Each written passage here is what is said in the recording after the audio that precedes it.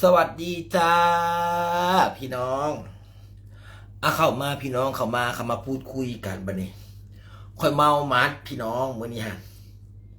มาเด็กในจักหน่อยพี่น้องเมามัดไปบ่ถูกมื้อนี้ฮะเฮ็ดจังได๋บ่คือสิซวยคักซวยพี่น้องอันนี้ค่อยเชื่อแล้วได้ดวงคนพี่น้องบ่สิซวยหันอยู่ซื่อๆก็ซวยโอ้ยกูดวงซะว่าเป็นหยังคือมาเป็นคักเป็นแน่เด้พี่น้องทุกมาปีนี่โอ้พดพูมะม่วงบักแตงพี่น้องเอ้ยบ่ไหวเมื่อยแฮงเข้ามาไปอยู่ใส่กันหมดอันเนี้ยเดี๋ยวแป๊บหนึ่งเดี๋ยวแชร์ก่อนเดี๋ยวรอคนเข้ามาก่อนทุกคน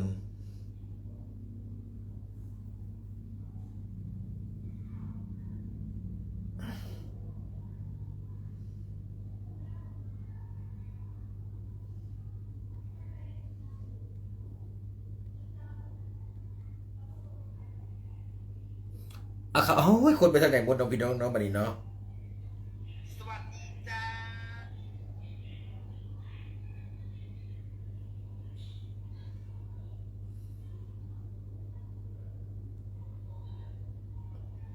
าคนไปเสยหมดแล้วพี่น้องมาละแม่มาละแม่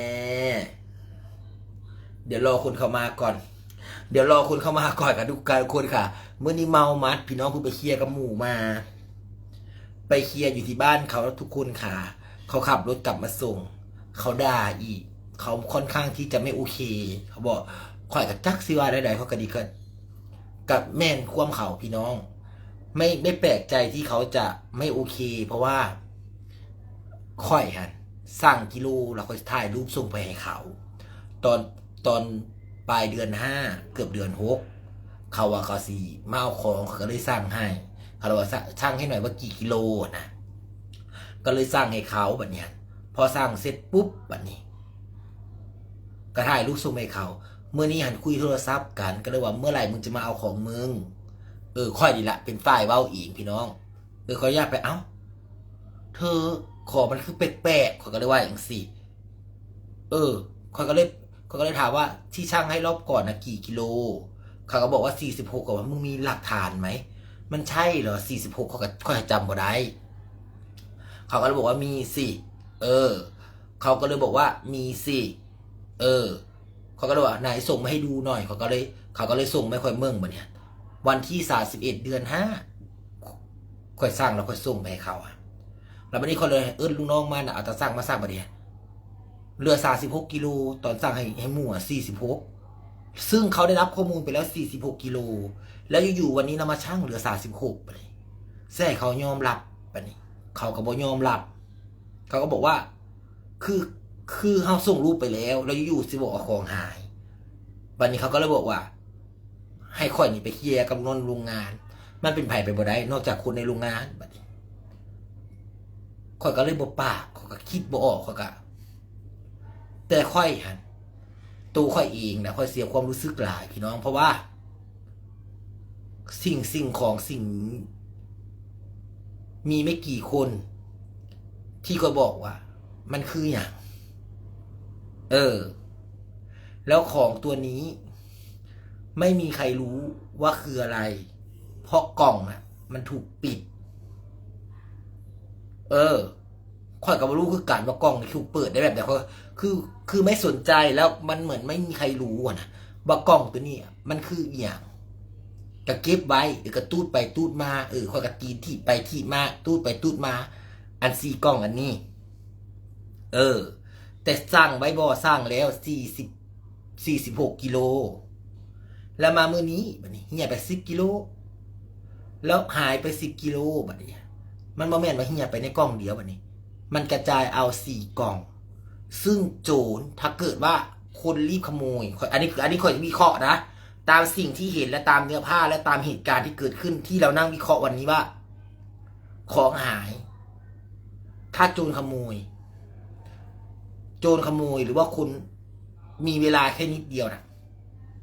มันต้องยกไปทั้งกล่องบ่มายิบเอาทั้ง4 กล่องแล้วเอา10 โลอีกคือมีจุดเป้าหมายเลยว่าจะเอาแค่10 โลเพราะไม่รู้ว่าอาจจะช่างหรือเปล่าว่าของมีทั้งหมดกี่โลนะเอาจักโลเพื่อที่จะหาบุ้งแต่บังเอิญของตัวนี้ค่อยกับสั่งไว้ตอนวันที่31 เดือน 5 ว่าของนะมี46โลข่อยจังหัวของเฮียถ้าแม่ข่อยบ่รู้เลยว่าของเฮียถ้าข่อยบ่สั่งไว้นี่ตอนนี้มันก็เลยเป็นประเด็นกับหมู่ไว้ข่อยนี่สิเสียสิผิดใจกันกับหมู่บ่แล้วหมู่นี่สิเชื่อใจข่อยบ่นี่ตอนนี้ที่ข่อยเครียดแฮงไม่ได้คือของตัวอื่นถ้าเกิดว่าหายในโรงงานน่ะบ่ซีเรียสพี่น้องแต่อันนี้มันบ่แม่นของข่อยแล้วมันเป็นของหมู่ฝากซึ่งเพื่อนน่ะที่คบกันมาน่ะเขาก็มองเราอ่ะเป็นคนไม่ดีแล้วตอนเนี้ยว่าเขาคิดได้หมดทุกรูปแบบว่ามึงเอาของไปขายแล้วมึงสร้างเรื่องหรือเปล่าคือตอนนี้ฮะมาฮอตหน้าเฮือกับมานั่งคุยกันอีกเขาไม่ยอมเขาบอกว่าเขาไม่ยอมให้ไปเคลียร์ก็สิไปเคลียร์นั่นไหนแบบเนี้ยใส่ข่อยไปเคลียร์กับไผ่ก็ว่าเขาก็บอกมึงช่างให้กู46กิโลแล้วของวันนี้จะเหลือ36กูไม่ยอมค่อยก็เข้าใจอยู่แล้วเขาก็ถามว่าแล้วมันมีกี่คนที่รู้ว่าของตัวเนี้ยมีมูลค่ามีไม่กี่คนไม่มีแทบนับได้เลยว่ามีไม่กี่คนที่รู้ว่าของตัวนี้ที่ตั้งอยู่อ่ะมีมูลค่าแล้วหายแล้วไม่มีใครรู้อีกว่าค่อยนี่สั่งกิโลไว้แล้วถ่ายรูปส่งไปให้หมู่ว่ะนี่ของมึงมี46กิโลเด้อก็ส่งไปให้เขาแต่มาเมื่อนี้เขาเซาของบอกเขาว่าเมื่อไหร่มึงจะมาเอาของมึงเขาก็เลยย่างไปเขาเลยเอ้าบ่แม่นของเฮียบ่เฮ้ยก็เลยมาสร้างของมึงแบบนี้เหลือ36กิโลแล้วหายไป10โลแล้วของมันคือ10เป๊ะแท้เฮีย10โลข่อยงงแต่คือตอนนี้คือเพื่อนน่ะไม่โอเคบอกโอเคก็ข่อยแล้วแต่เขาก็บอกว่าที่แต่เขาก็ต้องได้สุดใจเป็นเงินในเขาแต่ของมูลค่าน่ะถ้าคนไม่รู้จริงๆจะไม่รู้เลยว่าของตัวนี้มีมูลค่า1กิโลเท่ากับ700ถึง800บาท10กิโลเป็นเงิน 8,000 ถึง 9,000 บาทซึ่งถ้าคนไม่รู้นี่คือจะมองไม่รู้เลยว่าเนี่ยตัวนี้มันมีมูลค่านะคือนี่เขาเลยบอกว่ามันมีไม่กี่คนที่ฉันบอกข่อยนี่ฮู้เลยว่าข่อยบอกไผแน่ว่าตัวนี้คือของไผแล้วของน่ะไม่ใช่ของข่อยเป็นของเพื่อนเอามาฝากมีอยู่ไม่กี่คนที่รู้อันนี้สีมาห้ามความคิดข่อยมันก็ห้ามบ่ได้เพราะว่าข่อยเป็นคนบอกเองว่าขอเขามาฝากไว้ว่าเป็นอย่างแล้วข่อยก็ต้องฮู้ว่าข่อยบอกไผแน่และมีไผแน่ฮู้ว่าของตัวนี้มีมูลค่าบัดนี้และใจข่อยนี่คิดแบบใดในสมองข่อยนี่ข่อยคิดเลยแบบมันมีไม่กี่คนที่ฉันบอกว่าของตัวนี้มีมูลค่าแต่ตอนนี้คือเข้าไปเคลียร์กับเพื่อนอยู่ที่บ้านเพื่อนไม่ยอมข่อยนี่สิเสียหมู่คือซึ่งเพื่อนคบกันมาเขาช่วยเหลือเฮาเนาะพี่น้องเนาะเฮาก็บ่อยากเสียในเมื่อเขามาอาศัยเราเขามาขอความช่วยเหลือเราแค่นี้มึงยังรักษาของเขาไม่ได้เขาก็ด่าเขาอีกแหละมึงไปกับหมอลำหลายนั่นแหละจนหน่อยมึงก็4 เดือนต่อเขาว่าอะไรว่ากับบทเทียงเขามันกับอีหลีพี่น้องอันนี้แต่ทุกอย่างนะคือมันเป็นข้อสังเกตได้ตรงที่ว่าสิ่งนี้เราไม่ได้บอกใครเลยว่ามันมีมูลค่ามีไม่กี่คนจริงๆค่อยจะซีฮู้เลยว่ะค่อยบอกใครแน่ใครถามค่อยแน่ว่าอันนี้คืออย่างนี่ค่อยมานั่งคิดอยู่ซื่อมือนี่ว่ามันมีบ่จักคนที่ฮู้ว่าตัวนี้มันมีค่าแล้วของเฮียมันเฮีย10โลพี่น้องมันเป็นไปบ่ได้ที่คนสิมาประนีประนอมยิบเอานี่มันเป็นไปบ่ได้ที่ว่าสัญชาตญาณของคุณจะเอาถ้ามันจะเอาแล้วมันอยู่ในออฟฟิศเรื่องของเรื่องคืองานตัวนี้มันอยู่ในออฟฟิศพม่าตัดออกไปเลยตอนนี้เพ่งใส่คนไทยอย่างเดียวพม่าตัดออกเพราะว่ามันไม่รู้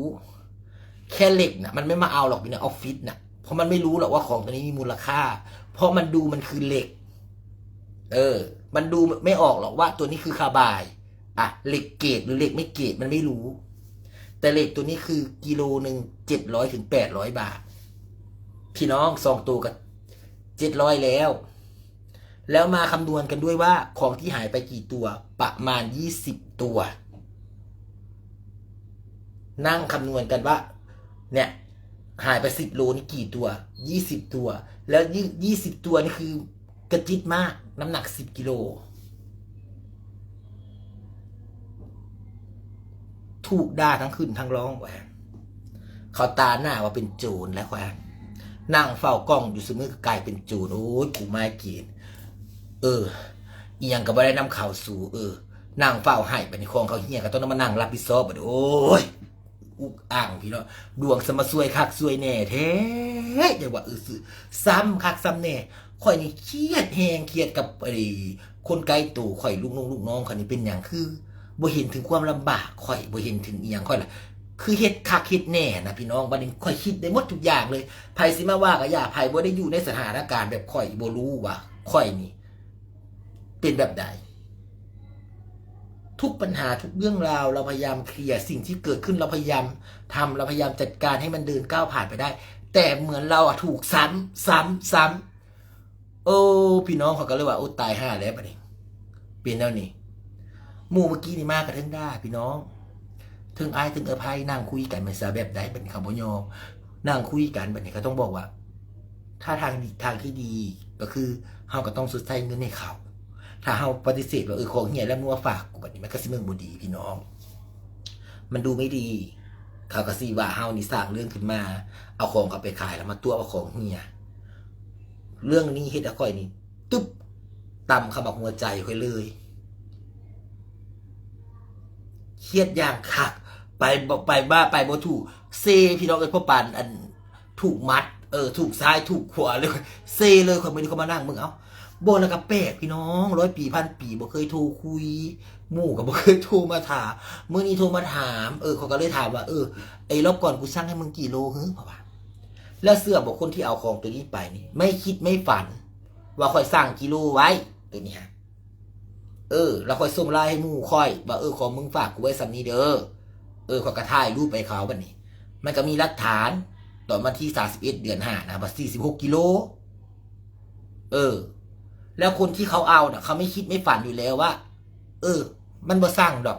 เห็นค่อยแบบบ่สนใจอีหยังนะเตะไปเตะมานะแต่ที่ได้มันกลับมีการชั่งไว้ว่า46 กิโลมาวันนี้เหลือ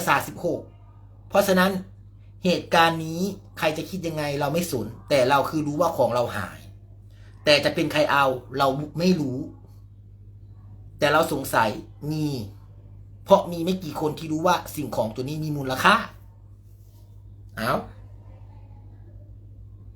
เครียดอยู่นี่ซื้อนี่อันมู่มากันค่อยหาบ่ได้ว่าซื้อๆด้วยพี่น้องตัวเลขเงินมันไม่สำคัญเท่ากับมิตรภาพแต่คำว่ามิตรภาพในเมื่อมันเกิดขึ้นไปแล้วอะคำว่าเพื่อนบ่ว่าไผ่บ่ว่าพี่น้องก็อย่าคันเขาฝากของเราไว้แล้วอยู่ๆมันเกิดเหตุการณ์แบบนี้เกิดขึ้นมันจะเฟลเลยได้เขาจะหมดศรัทธาตัวเราเลยได้ค่อยหาย่านตรงนี้ย่านหมู่นี่เข้าใจผิดในตัวค่อยบ่ย่านอย่างเรื่องเงินเรื่องทองเป็นของนอกกายแต่ห่วงเขาจะบอกห่วงความรู้สึกของหมู่ในเมื่อมันเกิดเหตุการณ์แบบนี้ขึ้นพึ่มเขาสิเข้าใจในตัวเฮาบ่ให้เขาเสียเอาเงิน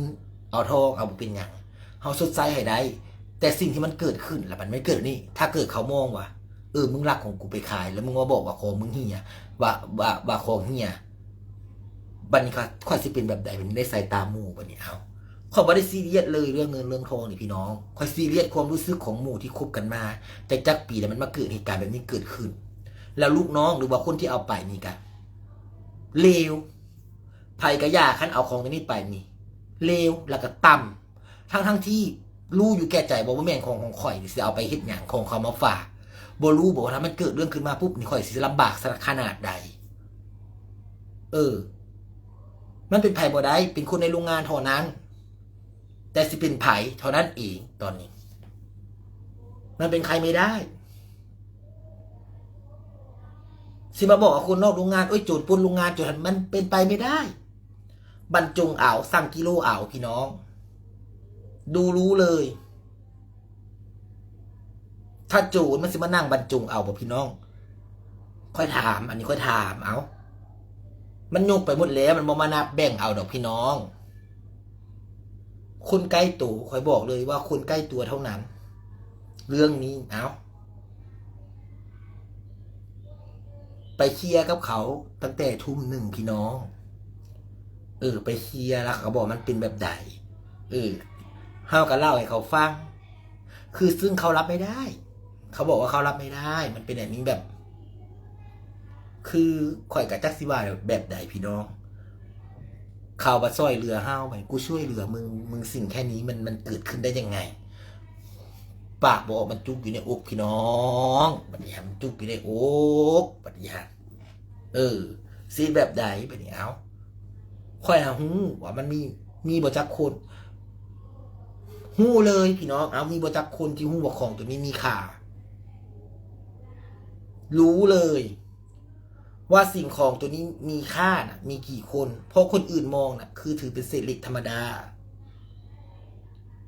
เป็นสิ่งที่ค่อยคิดเลยว่าดวงค่อยนี่คือสิซวยคักเนาะซวยซ้ำอันท้ายปีพี่น้องสาธุปีหน้ามาค่อยถูกเลขถูกเบอร์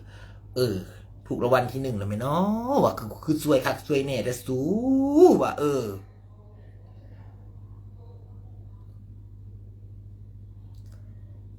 ถ้าจับตรวจลายมือน่ะมันจะมีไม่กี่คนอยู่ในกล่องยังเหลือพี่น้อง1 ใน 5มีลายมือข่อยแล้วมันมีไม่กี่คนที่รู้ว่าของตัวนี้มีมูลค่าและเราเป็นคนบอกเขาเองมีบ่จักคนที่ข่อยบอกว่าของตัวนี้มีมูลค่านี่แหละสิ่งที่ข่อยมานั่งคิดแบบนี้มันตึบเข้าในสมองข่อยเลยสิมายุดข่อยคิดมันยุดบ่ได้พี่น้องความคิดข่อยแบบนี้พอข่อยเป็นคนบอกอีกข่อยก็ต้องรู้แล้วข่อยก็รู้อีกว่ามีกี่คนที่เมืองของตัวนี้ออกว่ามีมูลค่าปัญหาเรื่องของเรื่องมันนะคือเขาบ่ยอมหมู่ฮะบัดนี้ขั้นเขาบ่ยอมบัดนี้เขาว่าเขาบ่ยอมนี่คือเขาให้เราไปหาคำตอบถ้าเขาหาคำตอบบ่ได้เขาก็สิคิดว่าเฮานี่ถ้าเรื่องนี้ปูนาเพิกเฉยมึงเป็นคนเอาแล้วมึงก็มาแต่งเรื่องว่าของหายเนี่ยขอยากเขาคิดแบบนี้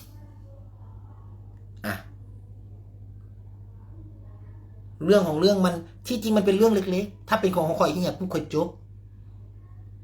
แต่บังเอิญมันเป็นของที่บ่แม่นของเฮาล่ะเจ้าของเขาบ่ยอมเพราะเขาเป็นเพื่อนของเราการที่เขาไม่ยอมคือไม่ยอมไงคือเขาต้องการหาความจริงเขาบอกคือตัวเขาเองตัวเขาคือว่าเป็นอย่างต้องหาความจริงไปถ้าข่อยเพิกเฉยแบบนี้มึงเป็นคนเอาเองหรือบ่แล้วมึงมาใส่ร้ายลูกน้องหรือบ่สิพวกเจ้าเข้าใจความหมายนะที่คนเขาซื้อกันว่าข่อยนี่เอาหลักก็มาบอกอุ้ยของหายลูกน้องขโมยหรือบ่นี่มันจุกอยู่ในอกนี่มันจุกอยู่ในอกนี่มันก็เลยแบบมืด8 ด้านว่ะสันคือเมาคืออันถูกอันสุกซ้ายสุกขวาแท้ตัวนี้จะเอาแบบใดนะสิไปในปัญหานี่ที่รับมาอยู่นี่ก็ยังบ่พออีกยังมีปัญหาแบบนี้เกิดขึ้นอีกพี่น้องก็เลยงึดเลยกับชีวิตข่อยนี่บัดนี้ตอนนี้ข่อยก็เลยว่ากะสิเสียหมู่แล้วบัดนี้จากหมู่ที่ว่ากินอยู่น้ำกันมา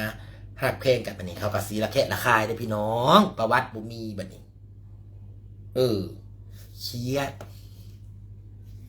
ยดหลายเครียดแห้งพี่น้องก็เลยว่าไปนั่งคุยกันมื้อนี้3 ชั่วโมงตั้งแต่ข่อยเฮ็ดคลิปลงให้พี่ให้น้องมึงคุยกันบ่เสร็จขับรถมาส่งเขาเงินอีกค่อยเครียดหลายจนค่อยบ่ขับรถเองพี่น้องค่อยฮู้บ่ค่อยบ่มีสมาธิในการขับรถค่อยโมโหค่อยปี๊ดขึ้นสูงเลยพี่น้องค่อยปี๊ดเลยมื้ออื่นนี่ค่อยเอิ้นทุกคนแล้วค่อยจะเรียกเขาทุกคนเลยว่าถ้าไผบ่เว้าความจริงหรือว่าไผเห็นหยังแล้วมันมีอีกอย่างที่เกิดขึ้นที่บ่สามารถค่อยไล่เรียงตีความได้ค่อยสิถือว่าบุคคลคนนั้นให้ความร่วมมือของคนที่เอาไปถ้าค่อยจับได้ทีหลังเพราะค่อยเดี๋ยวมึงแล้วว่าถ้านิ่งเสยบัดนี้เขาก็ถ้ามันเกิดขึ้นอีกดีพี่น้องบัดนี้นี่ลูกน้องนี่มันสิแบบนี้คือตอนนี้ปัญหาของมันนะคือข่อยต้องไปเคลียร์กับหมู่ข่อยแต่ไปเคลียร์แล้วเขาบอกกลับบ้านก่อนแยกย้ายก่อนเขาบอกคือข่อยเครียดแห้งข่อยปวดหัวพี่น้องข่อยปวดหัวนี่จับมือนี่ฮ้อนโมสมองข่อยนี่ อันเครียดโมเมนต์เครียดเรื่องตัวเลขตัวเงินที่เหี้ยได้ความรู้สึกเขาจะบอกยันหมู่เข้าใจผิดยันหมู่เขาเข้าใจผิดในตัวเฮาเพราะถ้าเกิดว่าเดือดร้อนเรื่องเงินเรื่องทองอ่ะเขาให้ยิบไปยืมสิไปลักของเขาเห็นยังเขาว่ามาแล้วมันก็อับอายดิพี่น้องมันอับอายมากค่อยอับอายว่าซื่อที่มาว่าเรื่องที่มาประเด็นเรื่องนี้ทำไมถึงมาค่อยอับอายพี่น้องเขาก็อายคือกันขั้นเขาว่าใส่ค่อยเหมือนเอาค่อยป้าบ่ออกได้แต่ก้มหน้าเลยพี่น้องวันนี้เอาค่อยก็นั่งเฝ้าสมือกล้องอันนี้พี่น้องอยู่ในออฟฟิศนะแล้วพี่น้องคิดเอาว่าในคลองอยู่ในออฟฟิศพี่น้องคิดว่าแบบไหนปะเนี่ยเอาให้ทุกคนนั่งคิดว่าของตัวนี้ที่หายนี่มันอยู่ในออฟฟิศมันไม่ได้อยู่นอกโรงงานแล้วมันมุมแคบเลยทีเนี้ยข้อถึงบอกว่าพม่านี่ตัดออกตอนนี้เขาเพ่งลิงคนไทยอย่างเดียวเลยสิมาบอกว่าพม่าเอาไม่มีทางคอยตัดออกเลยว่าพม่าไม่มีทางคอยเพียงลิงคนไทยอย่างเดียวเท่านั้นตอนนี้คือตอนนี้ไผ่ซีมาห้ามคอยว่าคิดหรือว่ามโนไปเองมันคิดไม่ได้เพราะฉันตอนนี้ฉันกำลังถูกกระทำอย่างหนักฉันโดนเขาต่อว่าฉันอย่างหนักตอนนี้ค่ะมันโมเมนต์อย่างคนไทยพม่าตัดออกไปเลยคนไทยอย่างเดียวสถานเดียวอีหลีตอนอยู่พอของตัวนี้เนี่ยพม่ามันดูไม่ออกหรอกว่ามันมีมูลค่ามันก็คิดแค่ว่าเป็นเหล็กธรรมดาอีหลีแต่ของตัวนี้คนทั่วไปก็ดูไม่ออกอีกว่าตัวนี้เป็นเหล็กมีมูลค่านะโลหนึ่ง600-700นะมันว่าแม่โลละ10 บาท20 บาทเด้พี่น้องโลละ600-700เด้พี่น้องเรื่องของเรื่องฮันเขาฝากโอ้ยกุ้มใจกูไม่เกียดหัวไปแห่งร้านมาแห่งสิร้านตื่นมาพี่น้องพูดจนว่าได้เห็ดกงเห็ดคลิปลงในYouTubeอยู่อย่างกับว่าได้เห็ดเลยผู้ใดเข้ามาละกดอันไล่ให้แน่พี่น้องรวยๆเนี่ยชุดตั้งใจฟังหลายเมื่อยแหงเครียดแหงอยู่กับเป็นเจ้แล้วจากเจ้ก็จะได้กลายเป็นโจรแล้วโบหูโตพี่น้องเลยเฮ็ดแต่นางเฝ้าสมือก็จะได้เป็นโจรแล้วพี่น้องอุกอังพูดบักมูบักแตงเอากดไลค์เข้ามาหัวฟูแล้วเป็นกำลังใจให้แน่จ้ามืออื่นนี่เป็นได้กันกระย่ามันดอกเฮ็ดจังไดค่อยเขาด่าอย่างมากก็ได้ก้มหน้าก้มตายอมรับผิดเท่านั้นแหละก็ให้ผิดอีดีเนาะเฮ็ดจังไสซะอันคนเฮ็ดนี่ก็บ่คิดเนาะคิดใส่เฮาว่าชีวิตนี่มันย่ำแย่แล้วก็ยังให้เฮามาเจอปัญหานี้ตื่มอีกลูกน้องแต่ละคนนี่ก็บ่ได้เมืองเลยในโรงงานนี่ว่าเจ้มึงนี่ลำบากขนาดใดดิ้นรนขนาดใดยังพากันมาลักของตื่มอยู่ลักของบ่แม่นลักของเงินเจ้อีกไปลักของคนอื่นเขามาฝากไปอีกโอ้ยหาหาวใส่หัวแล้วพี่น้องบัดนี้ปวดหัวเลยกว่าหัวฟู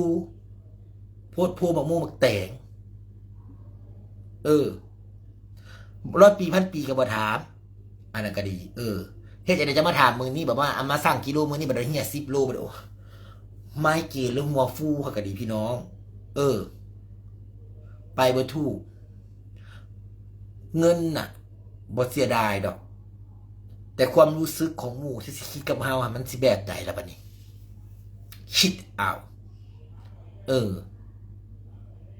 ให้ทุกคนคิดเอาเงินน่ะมันบ่ตายมันหาไม่ได้แต่ความรู้สึกกับหมู่ถ้าเกิดว่าเขามองเขาผิดไปแล้วนี่มันสิเป็นแบบใดบัดนี้เอา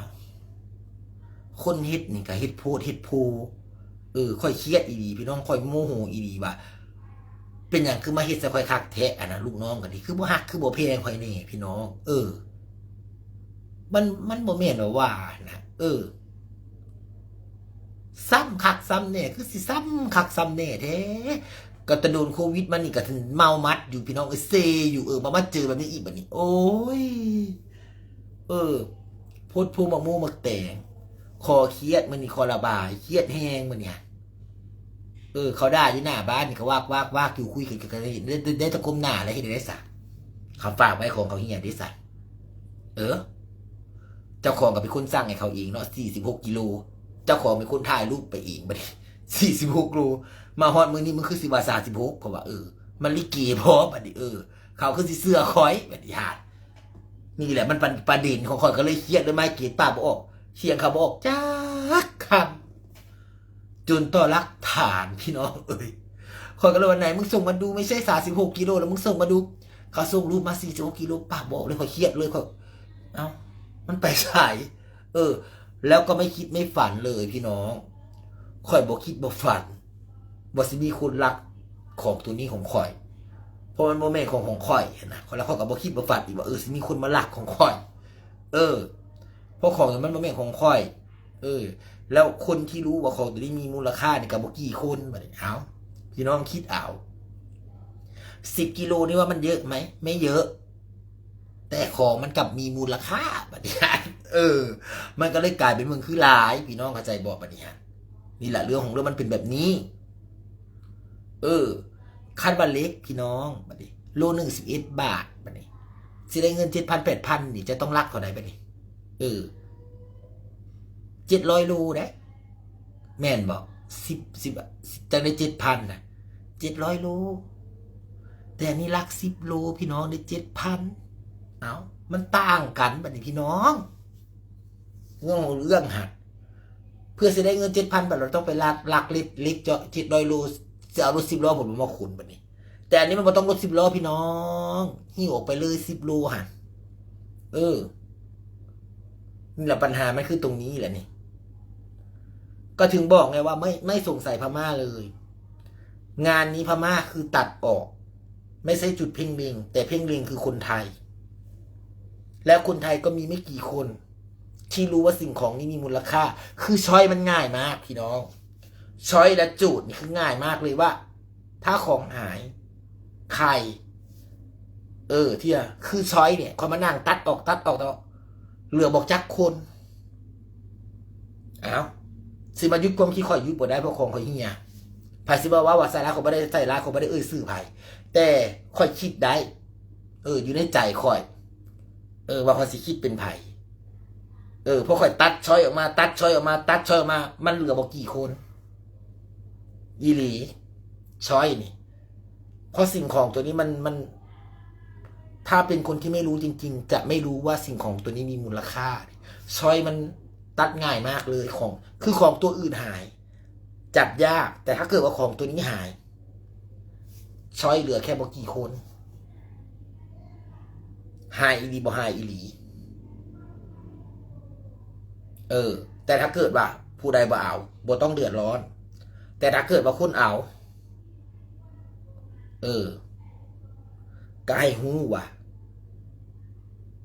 รู้แล้วเด้อว่าของเฮียบ่แม่นว่าบ่รู้แล้วคนที่เอาเขาก็ไม่คิดอีกว่าสิสร้างไว้เพราะของนี่มันติไปติมาพี่น้องเฮ็ดคือบ่มีค่านี่ก็จะบอกก็เฮ็ดของตัวนี้คือบ่มีค่าแล้วเธอก็เอาตีนที่เขาแจนั่นตีนที่เขาแจนี่พี่น้องก็จะบอกกล่อง4 กล่องที่ไปที่มา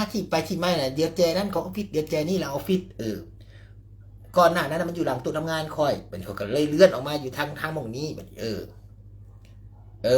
พอเลื่อนออกมาหม่องนี้มันเหี้ยซ้ำแบบนี้โอ้ยมากินหัวฟูตะกี้ให้รักษาที่กดทองคำพี่น้องเอาไว้หลังตู้ทำงานแบบนี้จักคอยเฮ็ดอย่างไรในหลังตู้น้องเขาเราเลื่อนออกมาไว้ข้างนอกแบบนี้ฮะผลสุดท้ายก็ว่าเป็นแบบนี้ตอนนี้ก็เลยมืด8 ด้านของหายมูลค่าโอเคเราเงินไปชดใช้เขาคือจบแต่ตอนนี้คือความรู้สึกเขาจะบอกคำว่าความรู้สึกจากที่เขาหักเขาเอ็นดูเฮาเขาไว้ใจเฮาเขาสิมองเฮาเป็นแบบใดนี่ตอนนี้เลยนี่คิดแบบนี้เขาซอยเขาเอ็นดูเขาคอยซอยเหลือเกื้อกูลเฮาอยู่ตลอดเวลาแล้วมันมาเกิดเหตุการณ์แบบนี้เกิดขึ้นเขาสิหมดศรัทธาในตัวเฮาบอกเขาสิหักเขาสิแพงเฮาบอกบัดนี้ที่มาเว้านี่มันเหลือมกเหลือใจตรงนี้แหละพี่น้อง ซ้ำนั้นมันจิบจ้อยมันบ่เป็นอย่างมูลค่าแต่สภาพทางจิตใจอะพี่น้องเขาจะบอกความรู้สึกของคนนะถ้ามันเสียไปแล้วเขาสิดึงคืนมาได้บอกเขาซ้อยเหลือเขาหักคือพี่คือน้องแล้วมันมาเกิดเหตุการณ์แบบนี้ขึ้นจะสมัยค่อยเครียดแบบใดเอ้าสิมาให้ค่อยเครียดบอกแล้วเขาก็เสียความรู้สึกหลายแหงเลยบอกเลยว่าเสียความรู้สึกจนแบบบ่โอเคเลยอ่ะพี่น้องคือแบบเป็นอย่างคือมาซ้ำคักแท้คือมาเฮ็ดเกินไปมูลค่านี่มันบ่หลายดอกค่อยดิสุดใจเขาได้ค่อยให้เขาได้ให้แบบไม่เสียดายด้วยซ้ำแต่คือการที่ให้เขาไปแล้วมันเกิดเหตุการณ์แบบนี้ขึ้นแล้วเขาจะคิดยังไงกับเรา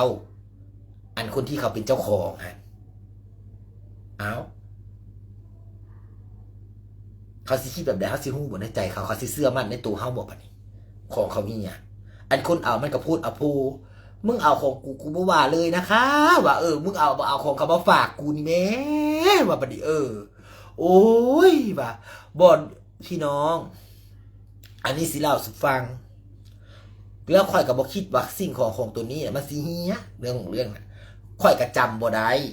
ว่าค่อยสร้างให้เขานี่จักกิโลเพราะว่าค่อยนี่สร้างปุ๊บแล้วค่อยก็ถ่ายรูปส่งไปให้เขาเขาเก็บไว้แบบนี้เขาโน้ตไว้แบบนี้ในไลน์ค่ะค่อยดีบ่รู้ค่อยจำบ่ได้ค่อยฮู้แต่ว่าคุกลงท้ายบัดนี้ค่อยก็เลยมาสร้างกันว่าเธอมันกี่โลรอบก่อนฉันสร้างให้เธอค่อยก็ว่าจังซี่มันก็เลยว่า46 โลหรือเปล่าก็แบบมันใช่เหรอก็เลยยกตะสั่งมาเธอมันแม่46 โลหรือ36 โลเขาก็ว่าอย่างสิเดี๋ยวกูหาดูก่อนหมู่ก็ได้เลื่อนไปหามานี่46 โลคนไปบ่เป็นพี่น้องเขาก็เอามาลักของตัวนี้กูบันนี้ตาย5แล้วบันนี้กูเสียได้คนไปบ่ถูกเลยพอหมู่ส่งรูปตะสั่งมาว่า46 กิโลปุ๊บแล้วค่อยสร้างของที่อยู่ต่อหน้าเขาจะเนี่ยเหลืออยู่36 กิโลค่อยไปบ่เป็นเลยพี่น้องมืด8 ด้านเลยสิเฮ็ดได้บัดนี้สิตัวเขาว่าแต่ได้บัดนี้ข้าสิบอกว่าฉันเอาไปใช้เองมันก็บ่แม่นของไซส์บัดนี้มึงจะไปใช้อะไรอีปูนาเพราะว่าฮะก็เลยมืด8 ด้านเลยค่ะพี่น้องขาบัดนี้กระจนต่อกระถ่ายรูปไปเขาเมืองนี่ไง36 โลเขาก็เลยว่าของกูหายไปไหนที่ไปคุยกันเมื่อนี้คือเขาต้องการให้เราหาความจริงถ้าเกิดว่าหาความจริงบ่ได้คือมึงนี่คือตัวข่อยนี่ก็จะบอกเขาก็ต้องมองว่าข่อยนี่เป็นคนเอาไปขายแบบนี้ข่อยก็เลยคิดในใจว่ากูสิฆ่าตัวตายกูเป็นคนสร้างให้มึงแต่แท้กูก็ฮู้อยู่ว่าของตัวนี้สร้างแบบนี้กูสิมาเอาไปเฮ็ดหยังของกูนั่งเฝ้าอยู่ในเมื่อกูรับฝากกูสิไปลากเอาไปเฮ็ดหยังแบบนี้เขาจะบอกความหมายแต่วันนี้เขาก็ต้องคิดได้ว่ามึงเอาไปขายมึงก็มาโกหกว่าของหายลูกน้องขโมยแบบมันสิคิดในมุมมองนี่ค่อยปวดหัว8 ด้านเลยแบบนี้ว่าเขาคิดได้แบบนี้ ก็เลยเรื่องนี้ว่าไม่ได้เพราะว่าตัวเฮาดูเต็มพี่น้องมื้ออื่นนี่บ่ได้มื้ออื่นเนี่ยค่อยเรียกทุกคนเลยพรุ่งนี้เรียกทุกคนแต่พม่าเนี่ยค่อยตัดออกค่อยเพ่งใส่คนไทยค่อยบอกเลยเพ่งคนไทยเลยแต่รู้ว่าคนที่รู้ว่าของตัวนี้มีมูลค่ากี่คนเป็นรายชื่อมาปุ๊บค่อยตัดออกได้เถอะคนค่อยตัดช้อยออกได้แต่ละคนเลยอีหลีเพราะของตัวนี้นี่เป็นอย่างเจ้าออกมาว้าวมือนี้เป็นอย่างเจ้ามาว้าวมือนี้บอกว่าอะไรนะคะสันโดนเต็มค่ะทั้งขึ้นทั้งล่องค่ะของมูลค่าไม่เยอะค่ะมันบ่หลายพี่น้องมันโลละ700อันนี้ฮะ10 โลกับ7,000บ่รู้ว่าคนที่ลักเอาไปขายได้โลละจักบาทมันบ่รู้เฮาบ่รู้ว่าเขาฮู้จักแรงหรือบ่ฮู้จักแรง600 ถึง 700 10 กิโลพี่น้อง 6,000 ถึง 7,000แต่ถ้าเกิดว่าคุณไม่รู้แหล่งขายคำว่า200 300ก็สิขายแต่อาจจะเป็นไปได้แต่คือที่นี้น่ะของนะมันมีอยู่4 กล่องสิเล่าสู่คนฟังของนะมันอยู่4 กล่อง 31 พฤศจิกาช่างกิโลได้46กิโลแต่ของวันนี้ยังเหลือ4กล่องเหมือนเดิมช่าง4กล่องเหลือ36กิโลหาย10กิโลแล้วคนที่เอานี่บ่รู้แน่นอนแล้วคนที่เอาไปนี่บ่รู้แน่นอนว่าค่อยสั่งกิโลไว้แต่ข้อมูลในข่อยบ่มีเขาจะบอกแต่หมู่ข่อยน่ะข่อยส่งไลน์ให้เขาแล้วเขาโน้ตไว้เขาก็เลยมีข้อมูลพอเขาก็ถามว่ามึงฝากกูไว้กิโลฮึเขาก็ว่าอย่างซี่เขาก็เลยบอกว่า36โล46ก็ว่ามึงมีหลักฐานไหมส่งมาหน่อยมันก็เขาก็เลยส่งมาให้ส่งรูปที่ข่อยถ่ายรอบแรกอ่ะมัน46กิโลเขาก็เลยเอาของยูนิสร้าง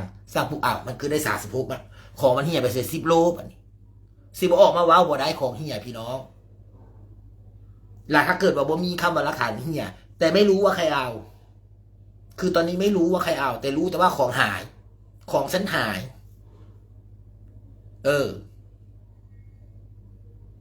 แต่ของเราอยู่ในออฟฟิศคือมันแคบทุกคนแล้วลูกน้องกับเหลือมาจากคนมันแคบ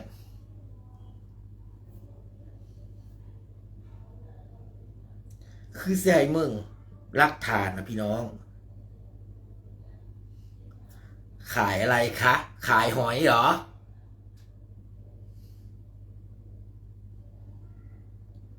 เฮ้ยอันนี้ก็สนใจไปขายไหมคะขายอะไรคะกำลังซีเรียสอยู่พี่น้องนี่รักฐานพี่น้องเดี๋ยวแป๊บหนึ่งแล้วเขาอะบรู้ว่าพวกข่อยถ่ายรูปไว้ใส่เมืองรักฐานแต่ตัวเขาเองเขาก็บรู้อีกว่าข่อยถ่ายรูปส่งไปแล้วมันจะกิโลเขาก็บรู้จนเขาส่งไม่ค่อยเมืองแล้วเขาก็จังสร้างของที่อยู่ในค่อยถึงรู้ว่าของมันเหี่ยไปแล้ว10กิโลเดี๋ยวนะแซ่เมืองนะตอนนี้คือแต่จับมือไผ่ดมไปได้จับมือใครดมไม่ได้แต่สงสัยเพราะเราบ่เห็นกับตาแต่เราอ่ะพอจะรู้ไหมพอจะรู้เพราะว่ามันมีไม่กี่คนทุกคนที่รู้ว่าของตัวนี้มีมูลค่าหลักค่อยเป็นคนบอกเองค่อยจำได้เลยว่าค่อยบอกใครแน่เอาแม่อีลี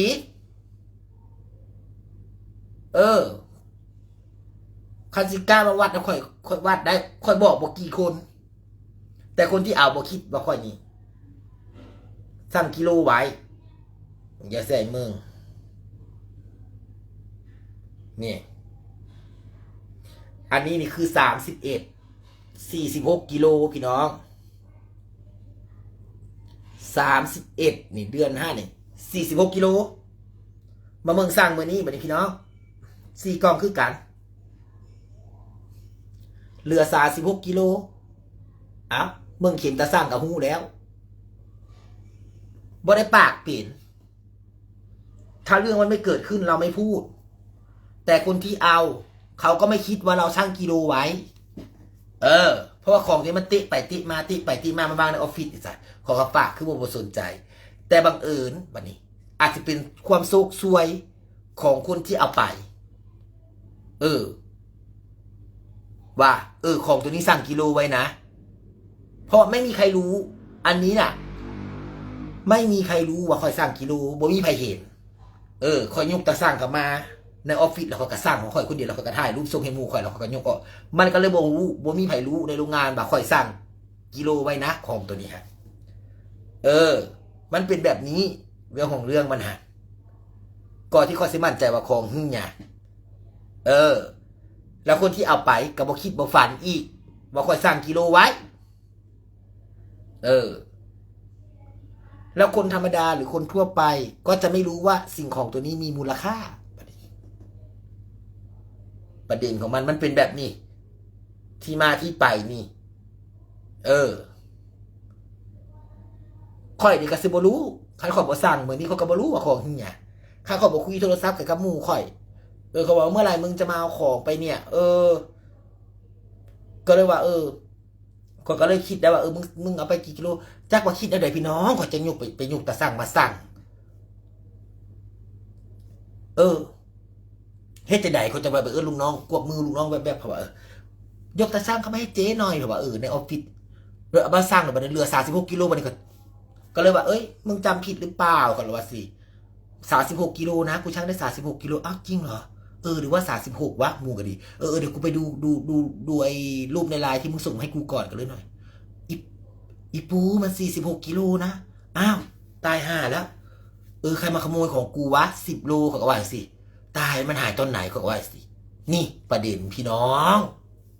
เรื่องของเรื่องมันเป็นแบบนี้สิเราเห็นมาจังหูจักว่าของเฮียมือนี่สดๆร้อนๆเลยตอนประมาณ6 โมงแรงของเฮียจังหูว่าของเฮียนี่รู้วันนี้สดๆร้อนๆ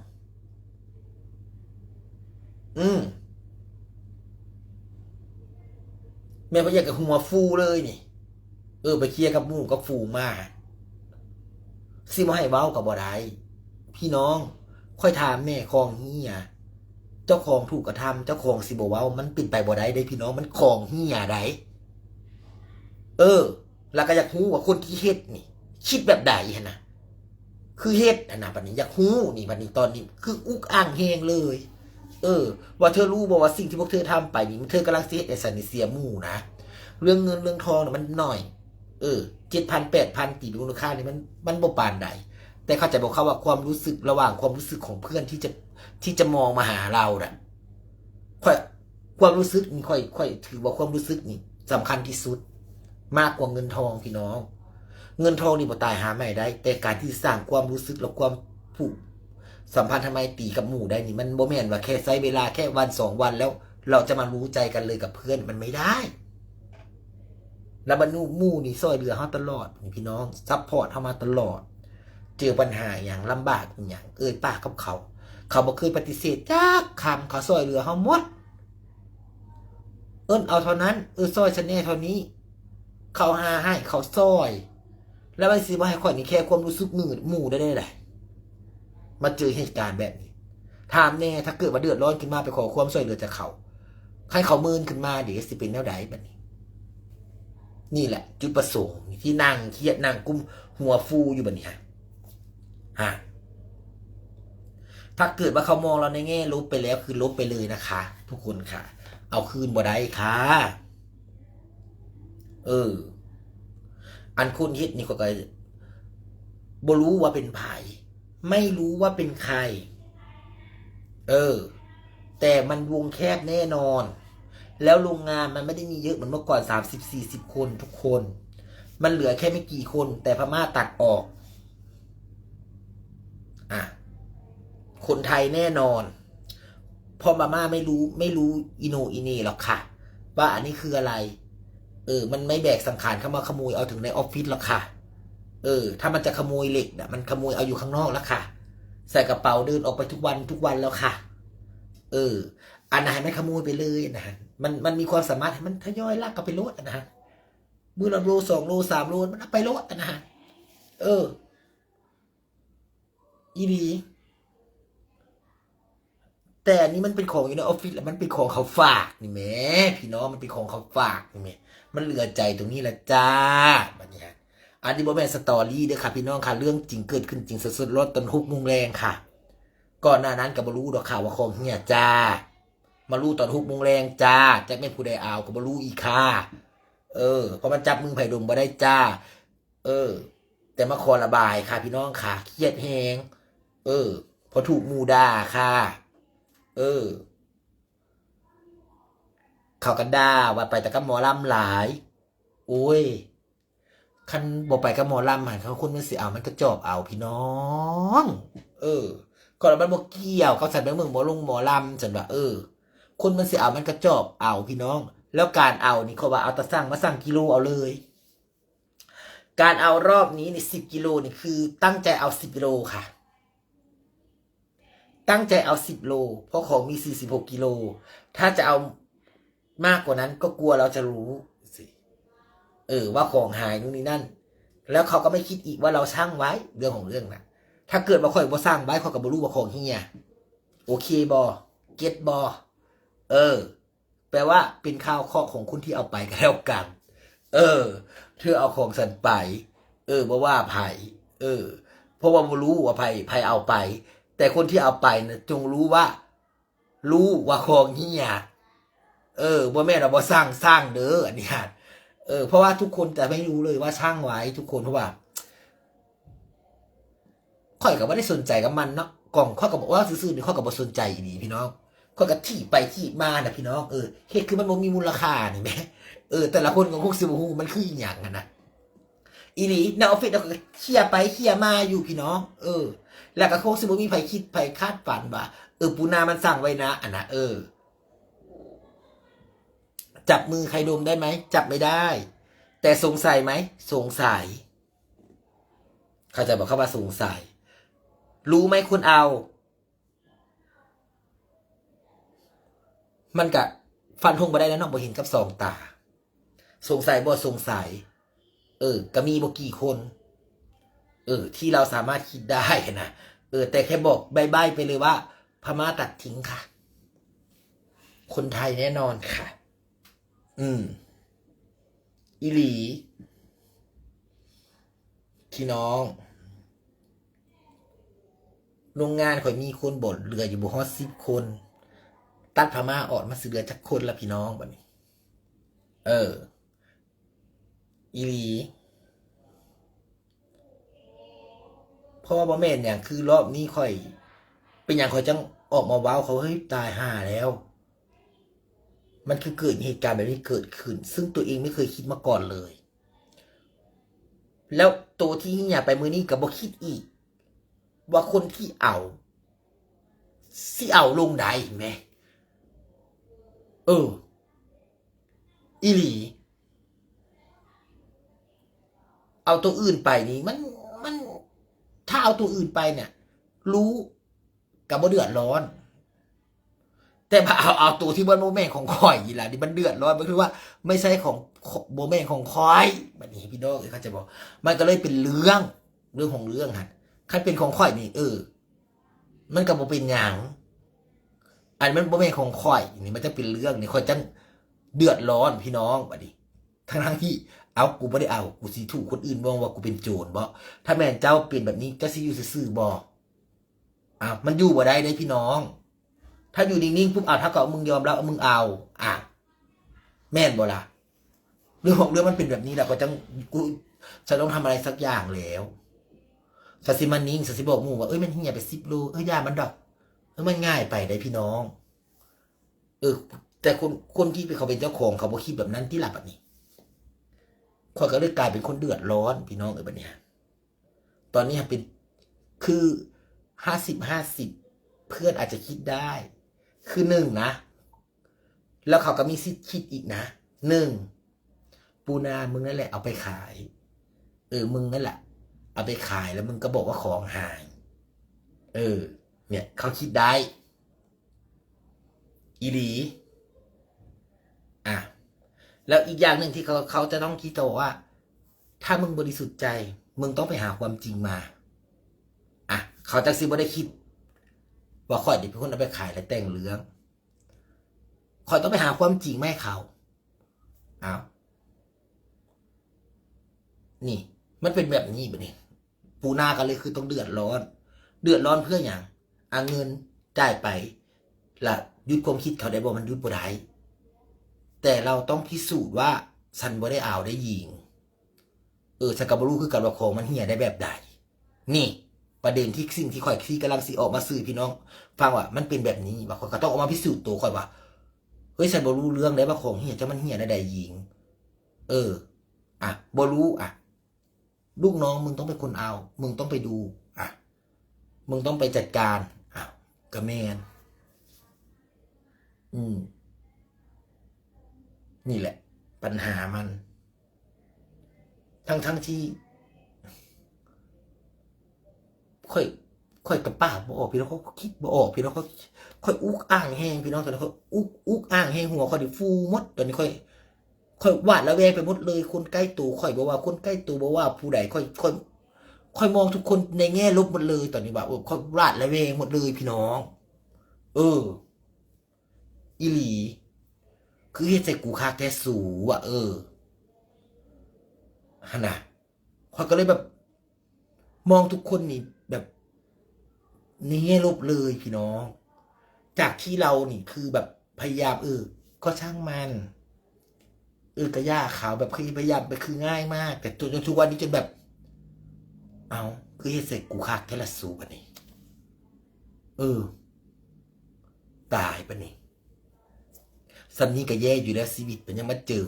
คนนั้นใกล้ตัวมาเฮ็ดแบบนี้อีกบัดนี้ทิ้งขี้ทิ้งเหี่ยวให้เฮาอีกบัดนี้ ตามคิดตามเสร็จอีกตายกูตายมาสู่พี่น้องพูดหมักมูหมักเตงว้าวแล้วก็ดี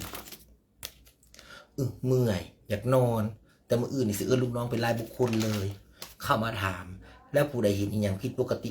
รายงานให้หมดผู้ใดเห็นหยังผิดปกติในใดบ่รายงาน หรือว่าแบบใดปุ๊บก็สิเอาขั้นเด็ดขาดเลยก็สิบอกมารายงานของทุกคนสิเว้าดีๆหรือบ่เว้าก็สิอีหลีพี่น้องก็สิคู่คันไผบ่บอกใครบ่เห็นอีหยังนะก็สิให้เอาตำรวจมาตรวจลายนิ้วมือเพราะสิ่งของตัวนี้หาย มันจะต้องเป็นคนที่รู้แล้วก็จับแตะกล่อง แล้วก็ต้องเป็นคนที่รู้ว่าสิ่งของตัวนี้มีมูลค่า เพราะคนอื่นมันไม่รู้เขาจะบอกพี่น้องมันละไม่กับมีบ่จักคนแบบนี้ฮะเรื่องของเรื่องฮะค่อยกล้าฟันธงเลยว่ามีไม่กี่คนที่รู้ว่าตัวนี้คือเป็นสิ่งของที่มีมูลค่า และมีใครบ้างที่ดูเป็นเรื่องของเรื่องมันฮันแบบมันเป็นแบบนี้ค่ะอีพ่ออีแม่แบบนี้ปวดหัวแบบนี้ฮะแต่ดิฉันนั้นถูกสวดตั้งแต่6 โมงแรงออกมาเสร็จปุ๊บโดดเข้าไปในบ้านอีกค่ะสวดอีกค่ะขับรถมาส่งสันทอนเงินอีฉันโดนอีกค่ะเมื่อนี้คือโดนเขาบอกเขาไม่ยอมใช้กับซักซีฮิตหน้าใดแหละสักกะดิได้ตะกุมหน้าแล้วก็ยิ้มบริการยิ้มยังกันเสร็จแล้วเขาคิดอีกได้มึงคือสินิ่งคือสิเนี้ยแต่คอยยอมรับพี่น้องเขาใจเย็นอีหลีเสมอนี่ใจเย็นจนหลายๆคนงงว่ามึงคือเย็นคักแท้มึงคือไปยังมีเวลาไปนั่งขายของในตลาดนัดมึงคือเย็นคักแท้ปูนานะแบบมันมีทางเดียวพี่น้องคือบางที่บางอย่างเอาหูจักว่าจังหวะชีวิตเฮานี่มันดิ้นยิ่งพยายามมันยิ่งเจ็บตัวข้อยก็เลยใช้วิธีแบบว่านิ่งข้อยก็เลยใช้วิธีแบบว่านิ่งเพื่อที่แบบว่าไม่ให้ตัวเองเจ็บตัวหนักนิ่งอีหลีข้อยพี่น้องจะแตกต่างจากเวลาที่ไปดูหมอลำคือไปดูหมอลำนี่คือจะเป็นช่วงเวลาที่ข้อยมีความสุขที่สุดแต่พอกลับมาในโรงงานปุ๊บแล้วเธอขอออกไปนั่งขายของนั่นแหละพี่น้องเสื้อบอเป็นเจ้าของโรงงานเมื่อวานนี้ค่อยจนคุยกับคนขับรถค่อยจนว้าวเธอเมืองชีวิตฉันเฮ็ดไหมฉันคือสู่คักแท้ฉันเฮ็ดคือฉันสิเป็นเศรษฐีเนาะเป็นอย่างชีวิตฉันมันคือมีแต่อุปสรรคแท้ทั้งที่ฉันบ่แม่นคนขี้ค้านเลยเฮ็ดพี่น้องทุ่มเทดีนี่แม่ก็เกิดเรื่องเกิดราวแบบนี้ขึ้นมาให้ทั้งที่เจ้าของบ่ได้เฮ็ดบ่ได้ก่อมันก็เกิดเรื่องเกิดราวแล้วเจ้าของก็ต้องได้มาตามแกนี่ข้อยก็เลยฮู้ว่าข้อยบ่โทษไผข้อยคิดก็ชีวิตข้อยแล้วก็ดวงข้อยมันลงข้อยคิดแบบนั้นอีหลีข้อยก็เลยบอกว่าข้อยนิ่งแล้วค่อยรอจังหวะว่าถ้าจังหวะที่ดวงเฮาขึ้นตรงนั้นน่ะเฮาจังลุยเต็มที่ตอนนี้เฮากะนิ่งๆไว้ก่อนพี่น้องเสื้อบ่มุกวานไปขายของอยู่ตลาดนัดสิเล่าสู่พี่น้องฟังโอ้ยเพื่อสิได้เงิน40 บาท50 บาทพี่น้องนานแล้วนานอีกบัดนี้พูดถึงบ่าเจ้าของไปหาเงินนี่นั่งเฮ็ดงานโรงงานนี่เปิดโอทีลูกน้องได้เงินหลายบ่ได้หลายแต่บัดนี้ของบัดนี้ซื้อมาแล้วบัดนี้เฮาก็อยากไปขายมันหมดถึงมันเป็นเงินน้อยเฮาก็อยากไปเฮ็ดนะพี่น้องความหมายนะเก็บนิดเก็บน้อยความคิดเฮ้งซ้ำเทวดากันนี่โอ้ยนี่มาเจอเหตุการณ์เมื่อนี้อีกนี่ปวดหัวเลยไม่เกียนขึ้นเลย บอกพี่บอกน้องเลยว่าไม่กินขึ้นอีหลีมื้ออื่นหนึ่งต้องไปสืบสวนอีกในโรงงานอีกอย่างจริงจังแล้วก็ให้ทุกคน ผู้ใดเห็นแบบใดอย่างมารายงานสัตว์เพราะมันบ่ได้พี่น้องเพราะว่ามันบ่แม่นอย่างมันไม่ได้ ตอนนี้คือมันโอ้ยขอยกับโพดโพค่อยคือตรงนี้ขอยกับเบ้าบ่ถูกพี่น้องพูดไม่ได้ พูดไม่ถูกเลยนะมันเกิดเรื่องแบบนี้เกิดขึ้นได้แนวใดแล้วคนเฮ็ดนี่เขาคิดแบบใดนะตอนนี้คือกำลังคิดว่า คนที่เขาเอาหรือว่าคนที่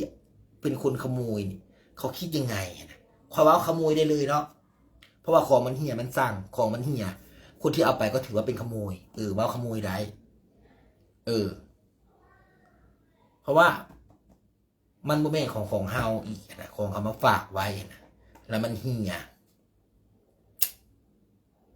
กะคิดบ่ออกปวดหัวกะสิขอกินยานอนสมมื้อนี้ต้องได้กินดีคอเจนแล้วจังนอนพี่น้องถ้าแม่นนอนบ่หลับ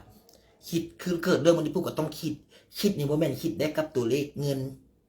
กับสิ่งของเสียคิดถึงความรู้สึกเขาสิเข้าใจเฮาบ่หมู่นี่สิเข้าใจกูบ่ว่ากูก็เพิ่งรู้คือกันว่าของเฮียเฮาย้ายเขาคิดว่าเฮานี่เอาแล้วมาบอกเขาว่าเอาของหายสงสัยลูกน้องกูขโมยจังซี่ลูกน้องกูขโมยไปแน่นอนเลยเดี๋ยวเขาสิเข้าใจบ่ว่าลูกน้องเขาขโมยของเฮียเขาสิเข้าใจบ่ว่าเฮาก็เพิ่งรู้จักคือกันนี่ประเด็นนี้เลยนี่โอ้ยปวดหัวครับพี่น้องขาบัดเนี่ยหัวก็แห้งล้านมาแห้งล้านตื้อบัดนี้โอ้ยฮ้อนหมดเลยพี่น้องสำหรับรายนี้ครับฝากไปถึงน้องรอติดตามพรุ่งนี้ หลังจากเรียกลูกน้องเข้ามาพูดคุย สอบถามถึงการเคลื่อนไหวถึงอะไรล่ะมันนี่ค่อยจับพิรุธได้แต่ละคนแล้วก็คือตอนนี้มีอยู่ในใจอยู่แล้วว่าเราคิดว่าน่าจะเป็นใครเพราะของตัวนี้เรารู้อยู่แล้วว่ามีไม่กี่คนที่รู้ว่าของตัวนี้มันมีมูลค่าก็คิดได้แค่คำเดียวว่าบรรจุอยู่ในอกเลยพอหัวตัวนี้เห็นจุกอยู่ในอกเลยพี่น้องมันเป็นอีกอย่างที่แบบขั้นข่อยบ่สร้างไว้เดี๋ยวข่อยก็บ่รู้เอามันบังเอิญบัดสั่งแล้วมาเสือกส่งเข้าไปในไลน์ให้หมู่เพราะว่าข่อยยังคับคาย46หรือ36เพราะว่ายังไปบอกเขาแบบนี้ได้พี่น้องเขาก็เลยข่อยก็เลยอุ้ยช่างได้36แล้วเธอ46หรือ36ไม่ใช่36กิโลเหรอหมู่ก็ว่ะสงสัย36กิโลว่ะเดี๋ยวกูไปดูก่อนเถอะว่ะพอหมู่ไปเมืองอันปุ๊บเนี่ยอีปูมัน46โลนะมันหายไปใน10โลตายกูไม่กินเลยพี่น้องนี่แหละประเด็นก็เลยแบบความเครียดกำลังเกิดกับอีปูนาเลยค่ะแบบนี้ฮะมันเป็นแบบนี้ค่ะตอนนี้เอามืออื่นเพราะแห้งผู้ใดแต่ละคนคือคนที่ไม่ได้ขโมยเขาก็ต้องเครียดเขาจะบอกลูกน้องในโรงงานคนที่ไม่ได้เอาเขาก็ต้องเครียดว่าเอาไผเฮ็ดไผเอาบัดนี้ใครเขาไม่ได้เอาเขาก็ต้องเครียดเพราะเขาก็ยันข่อยเพ่งลิงไม่บ่ล่ะทุกคนมันก็ต้องย่านหมดในโรงงานว่าเอาเจสิคิดว่ากูรักบ่ดอบัดนี้คนบ่ได้รักก็ดีเป็นก็สิเกิดความตึงเครียดได้มื้ออื่นน่ะ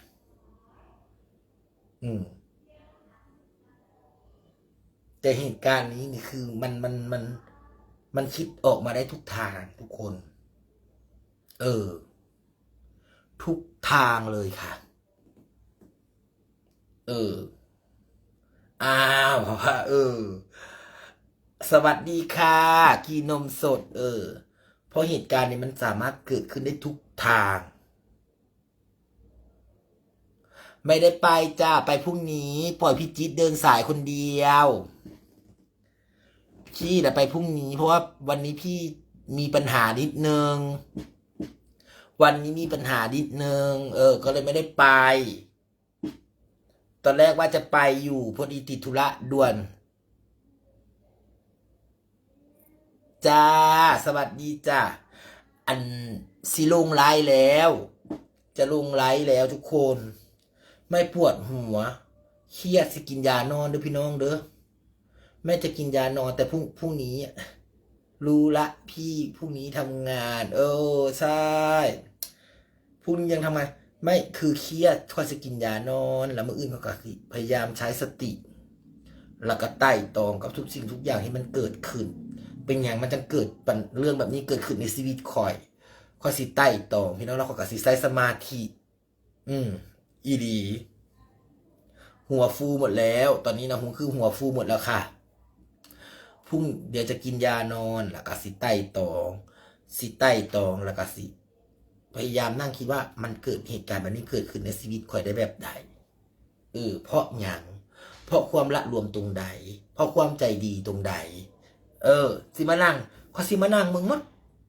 เรื่องทุกเรื่องที่เกิดขึ้นจะหันมามองกับตัวเองว่าเจ้าของนี่ละรวมมองใดจิตใจเจ้าของนี่ใจดีเกินไปหรือบ่กฎเกณฑ์กฎระเบียบของเจ้าของนี่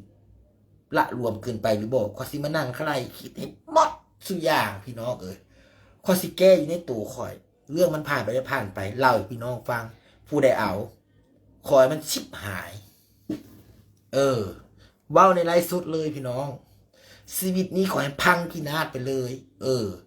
พ่อแม่อย่างมันเฮ็ดให้คนมองข่อยนี่ในแง่ลบ